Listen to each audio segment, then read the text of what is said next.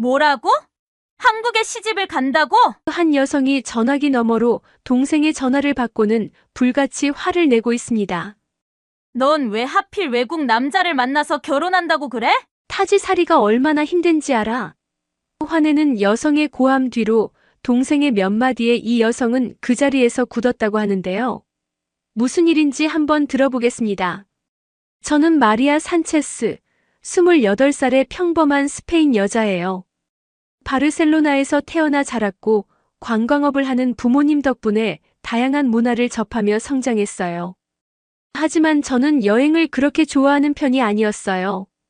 낯선 환경이 주는 불편함이 싫었고 익숙한 삶의 패턴을 벗어나는 것이 피곤했어요.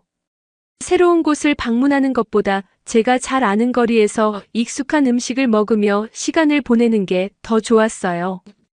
그래서인지 저는 아시아 문화에도 큰 관심이 없었어요. 한국?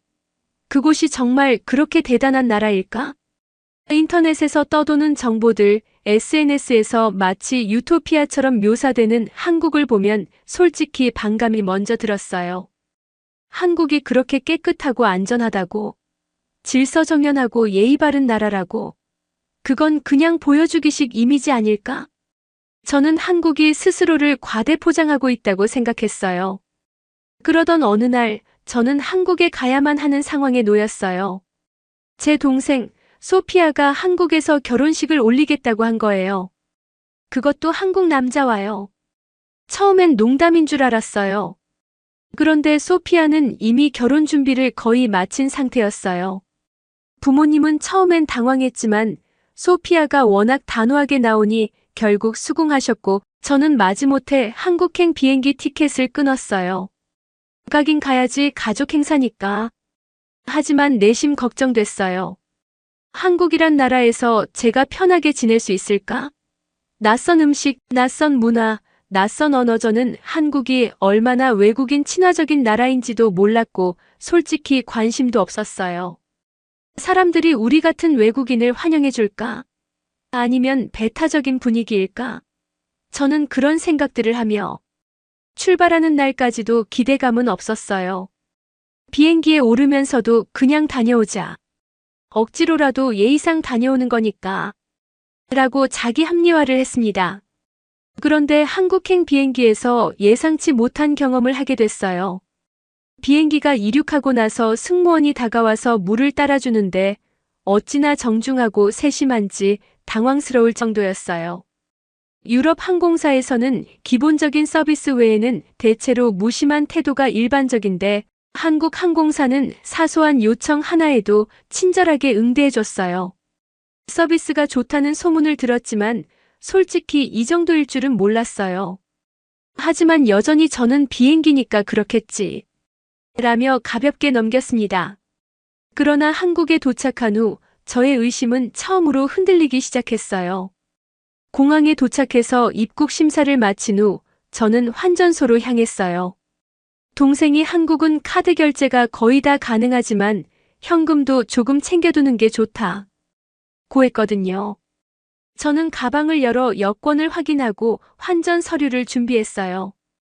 그런데 그 순간 등 뒤에서 이상한 기척이 느껴졌습니다. 처음엔 그냥 누군가 지나가는 줄 알았어요. 그런데 분명히 내 가방 쪽으로 뭔가 스치는 느낌이 들었어요. 이상한 기분이 들어 고개를 돌려보니 한 남자가 제 가방 지퍼를 살짝 열려하고 있었어요. 머리가 순간 하얘졌어요. 설마 소매치기? 저는 반사적으로 가방을 움켜쥐었어요. 그런데 그 남자는 태연하게 손을 빼고는 아무렇지도 않다는 듯 뒤돌아서려 했어요. 순간 너무 당황해서 소리를 지를 수도 없었어요. 그런데 제가 무슨 반응을 보이기도 전에 주변에 있던 사람들이 움직이기 시작했어요. 한국 공항 직원과 경찰이 순식간에 나타났어요. 괜찮으세요? 직원 한 명이 제게 다가왔고 다른 직원들은 그 남성을 단숨에 둘러쌌어요. 남성은 저항할 틈도 없이 잡혔어요. 무슨 일이 벌어진 건지 정신이 없었어요. 그때 직원이 영어로 설명을 이어갔어요. 곳곳에 배치되어 있는 서큐리티 분들이 이상한 행동의 남성을 보고 바로 출동했습니다. 소지품 확인 부탁드립니다. 저는 믿을 수가 없었어요. 단 몇 초 만에 아무런 신고도 하지 않았는데 이미 상황이 해결되고 있었어요. 저는 가방을 확인했고 다행히 아무것도 사라지지 않았습니다. 직원들은 남성이 한국인이 아니라 외국인 여행객이라며 공항에서 신속하게 조사할 거라고 말했어요. 소매치기를 당할 뻔한 것도 충격이었지만 그보다 더 놀라운 건 그들의 신속한 대응이었어요. 스페인에서는 이런 일이 벌어지면 신고하는 것만으로도 시간이 걸리고 경찰이 올 때까지 기다려야 해요. 심지어 경찰이 오더라도 제대로 해결되는 경우도 드물어요.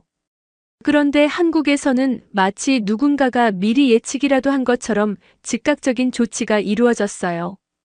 진짜 이 정도로 안전한 나라란 말이야? 나는 계속해서 믿기지 않는다는 듯 공항 직원들의 움직임을 지켜봤어요. 사람들은 이 상황을 보고도 별로 놀라지 않는 듯 했어요. 마치 이런 일이 있을 법하다는 듯 자연스럽게 받아들이는 모습이었어요. 저는 그게 더 신기했어요. 이게 정말 당연한 일인 걸까? 무섭기까지 했어요. 하지만 저는 여전히 확신하지 못했어요.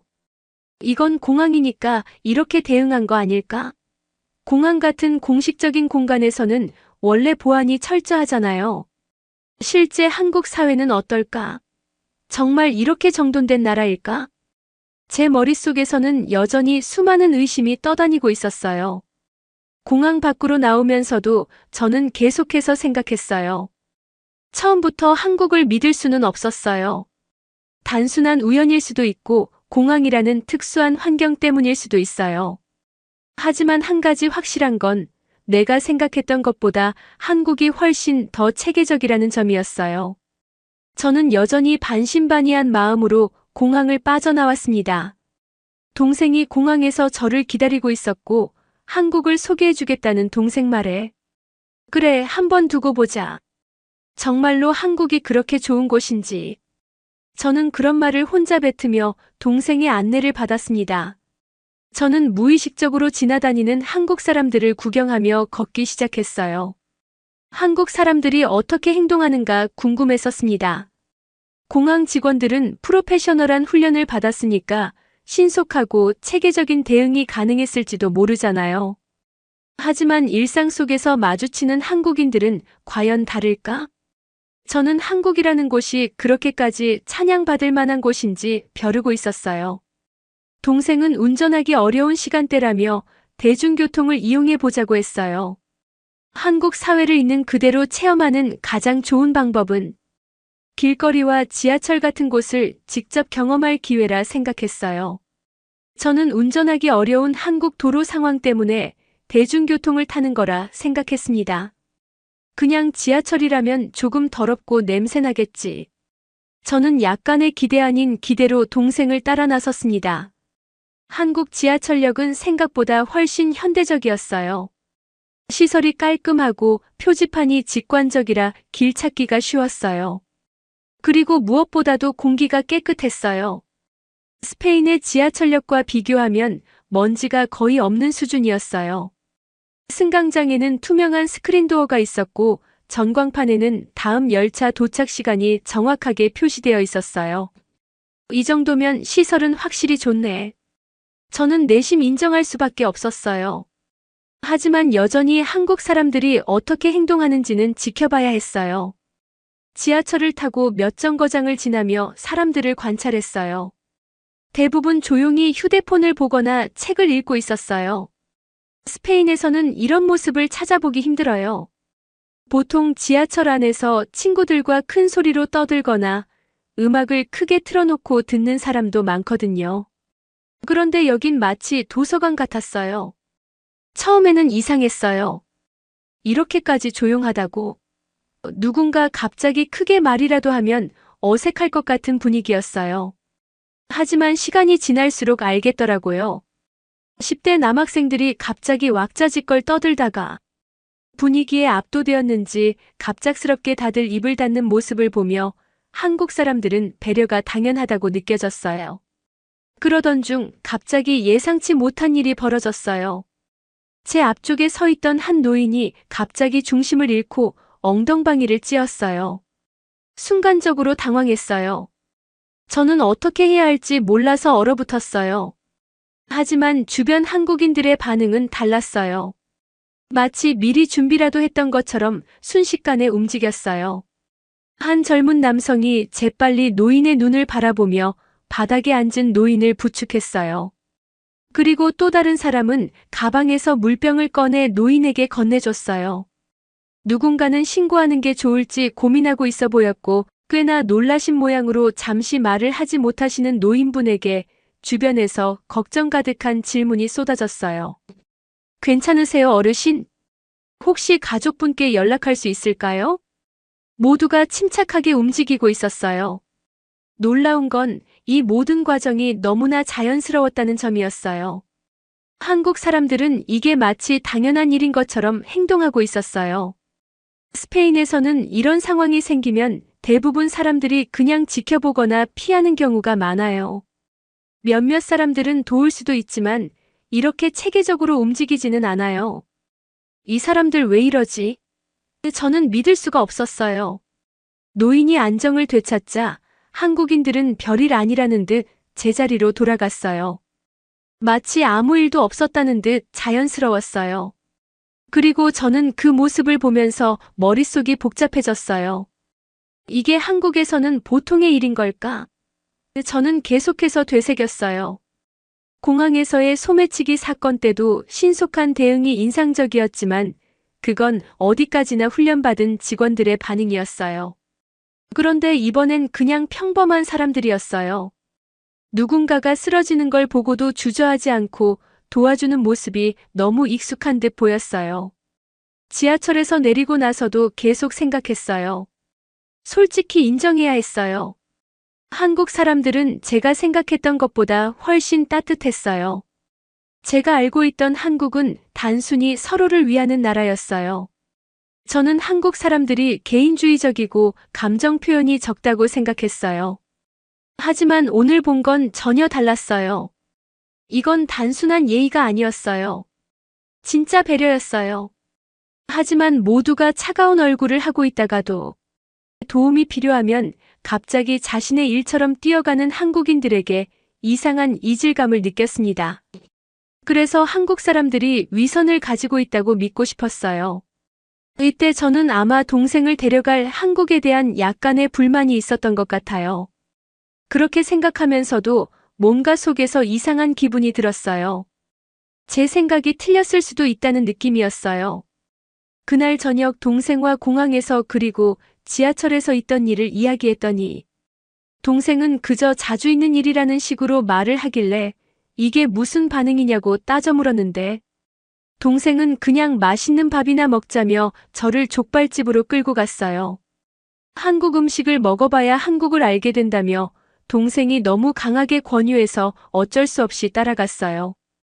동생이 저를 데리고 간 곳은 생각보다 훨씬 활기찬 분위기였어요.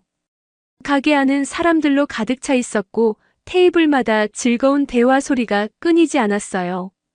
가족 단위로 온 사람들도 있었고 연인으로 보이는 커플들, 그리고 친구들끼리 모여 술잔을 부딪히며 웃고 떠드는 모습이 보였어요. 처음엔 그냥 평범한 식당이라고 생각했어요. 그런데 곧 이상한 점을 발견했어요.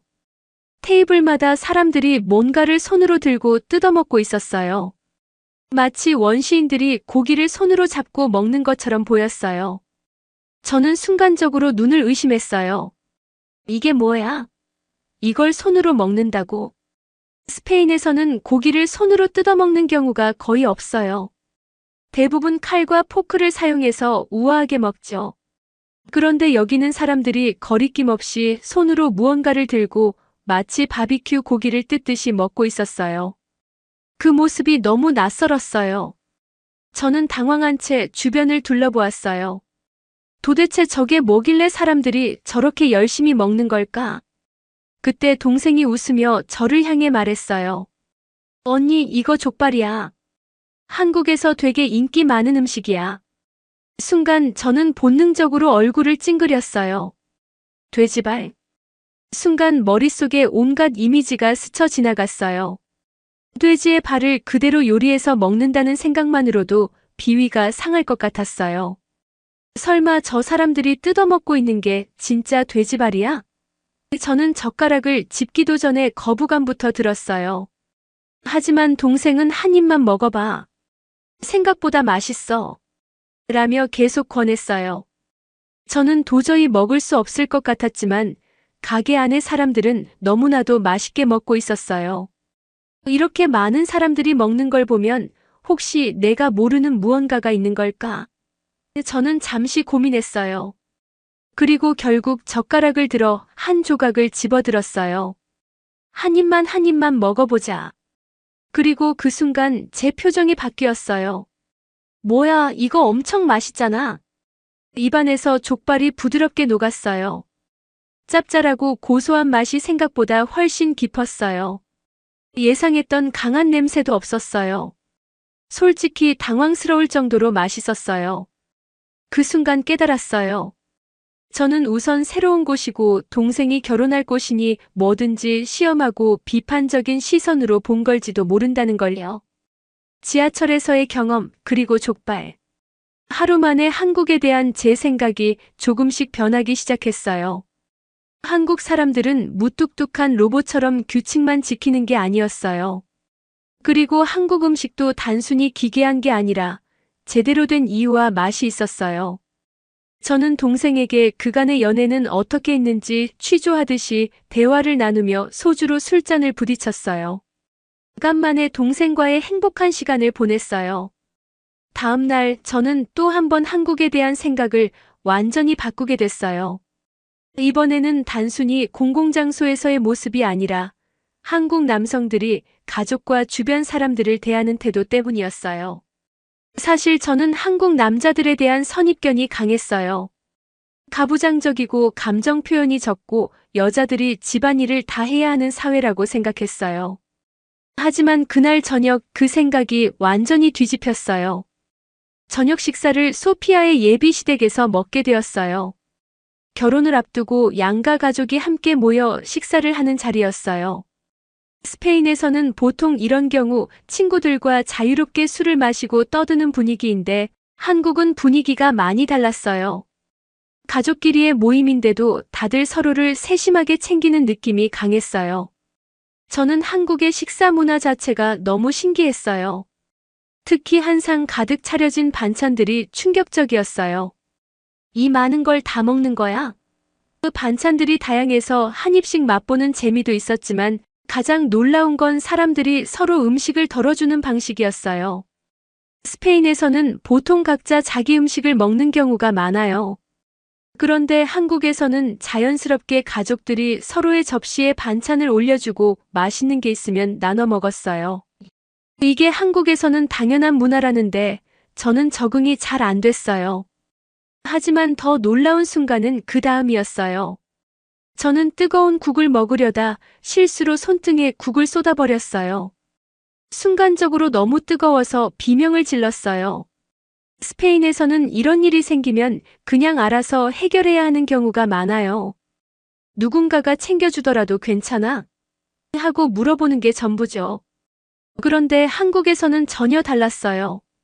순간적으로 소피아의 예비 시동생이 바로 얼음을 가져왔어요. 괜찮아요? 라고 묻지도 않고 바로 얼음부터 건네주었어요. 저는 얼음을 손등에 대면서도 당황했어요. 그런데 여기서 끝이 아니었어요. 그는 그 다음으로 연고를 가져와 손등에 조심스럽게 발라주었어요. 저는 너무 놀라서 말을 잇지 못했어요. 이렇게까지 신경 써준다고. 더 신기한 건 이게 단순히 그 사람만의 성격이 아니라는 거였어요. 옆에 있던 다른 남자들도 저를 걱정하며 상태를 확인했어요. 한국에서는 이렇게 챙겨주는 게 당연한 거구나. 그걸 깨닫는 순간이었어요. 식사가 끝난 후 저는 또 한 번 놀라운 광경을 보게 됐어요. 스페인에서는 보통 식사 후에는 여자가 주방에서 설거지를 하고 남자들은 소파에 앉아 있거나 대화를 나누는 경우가 많아요. 그런데 한국에서는 달랐어요.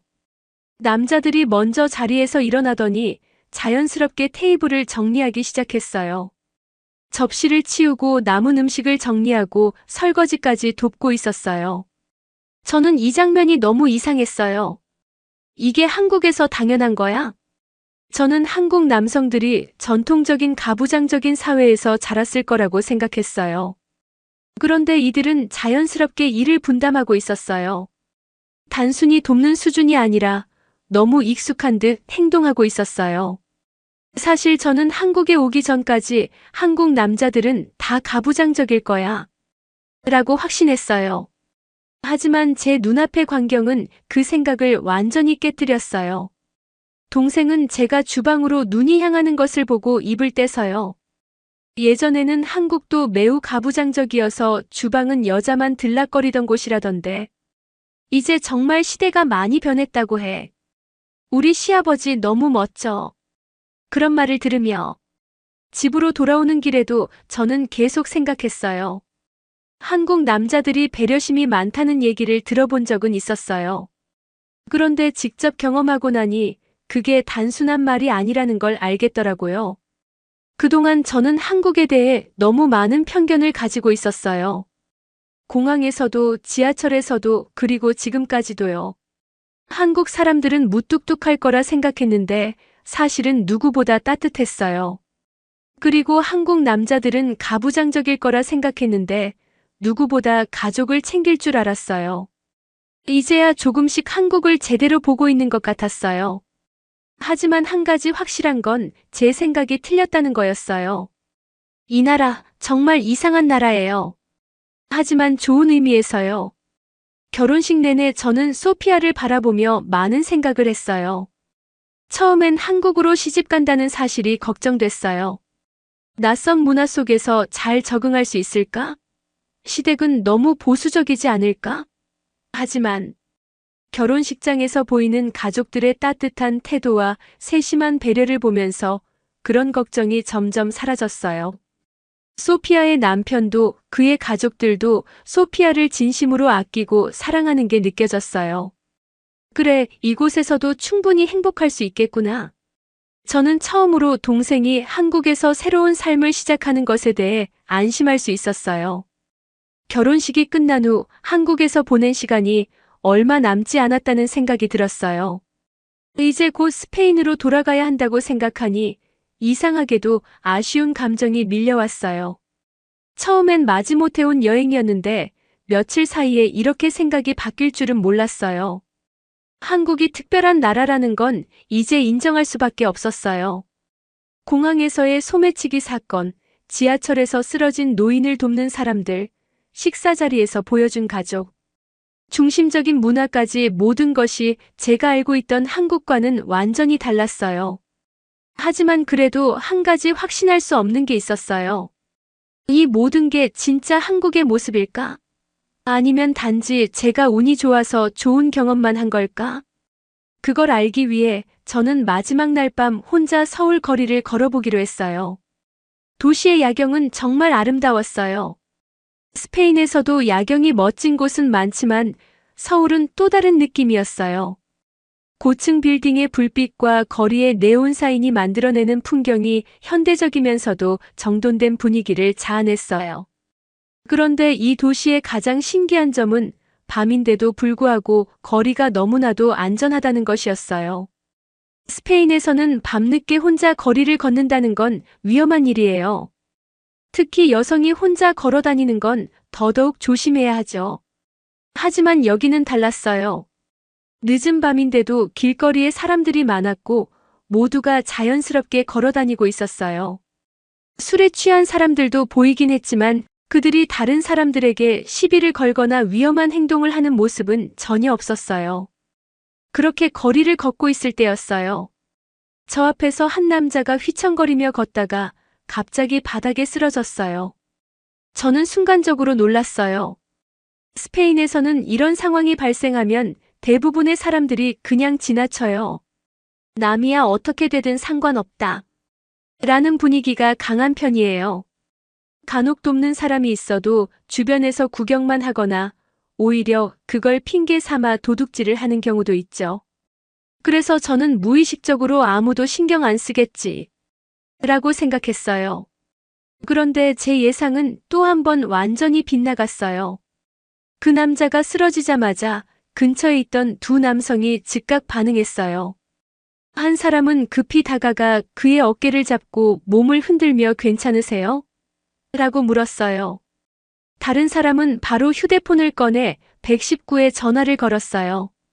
마치 짜여진 연극처럼 서로 말을 맞춘 것도 아닌데 너무 자연스럽게 움직였어요. 한 남성은 그의 상태를 확인하면서 가방에서 물병을 꺼내 건네주었어요. 그리고 다른 남성은 전화를 하면서 위치를 정확하게 설명하고 있었어요. 집이 어디세요? 이러다 입 돌아가요. 그들은 귀찮아하는 기색 하나 없이 그 취객을 돕고 있었어요. 저 사람이 누군지도 모를 텐데도 마치 당연한 일처럼 행동했어요. 저는 그 모습을 보고 할 말을 잃었어요. 이런 일이 정말 가능한 걸까? 이게 단순히 우연이 아니라면 한국 사람들은 정말 남을 돕는 걸 당연하게 생각하는 거잖아요. 스페인에서는 이런 상황이 벌어지면 경찰이 오기까지 한참 걸리고 주변 사람들도 방관하는 경우가 많아요. 그런데 여기서는 일반 시민들이 먼저 나서서 해결하고 있었어요. 그날 밤 저는 호텔로 돌아와 침대에 누워 한참을 생각했어요. 이게 한국이구나. 제가 지금까지 보고 경험한 모든 것들이 머릿속을 스쳐 지나갔어요. 처음엔 믿지 않았어요. 공항에서의 신속한 대응도, 지하철에서의 배려도, 한국 남성들의 세심한 배려도요. 하지만 지금 이 순간 저는 확신할 수 있었어요. 이 나라 사람들은 정말 다르다는 걸요. 한국은 단순히 깨끗하고 시스템이 잘 갖춰진 나라가 아니었어요. 그 속에 살아가는 사람들의 문화 자체가 달랐어요. 이곳에서는 배려가 당연했어요. 남을 돕는 게 특별한 일이 아니라 그냥 일상적인 행동이었어요. 사람들은 남을 위해 시간을 쓰는 걸 주저하지 않았고 남이 불편해하는 걸 당연하게 여기지 않았어요. 저는 그게 너무 낯설면서도 동시에 감동적이었어요. 그리고 문득 이런 생각이 들었어요. 이런 나라에서 살아보는 것도 나쁘지 않겠는데? 다음 날 저는 공항으로 향했어요. 이제 한국을 떠나야 했어요. 그런데 이상하게도 마음이 무거웠어요. 처음엔 빨리 떠나고 싶었는데 이제는 조금 더 있고 싶다는 생각이 들었어요. 공항에서 동생이 저를 배웅하면서 물었어요. 언니, 이제 한국 다시 안 올 거야? 저는 깊이 고민했어요. 몇 주 전만 해도 한국은 그저 인터넷에서 보던 나라일 뿐이었어요. 하지만 지금은 너무 달라졌어요. 저는 살짝 미소를 지으며 대답했어요.